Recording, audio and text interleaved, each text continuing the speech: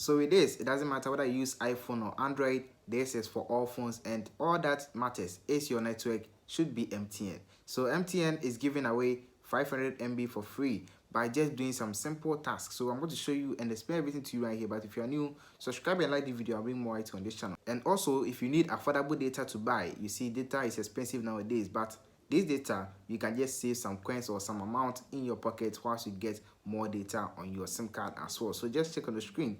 This is for Vodafone, Airtel, and MTN as well. So you can just check and buy for your own good. So let's look at how you can just get your 500 megabytes for free.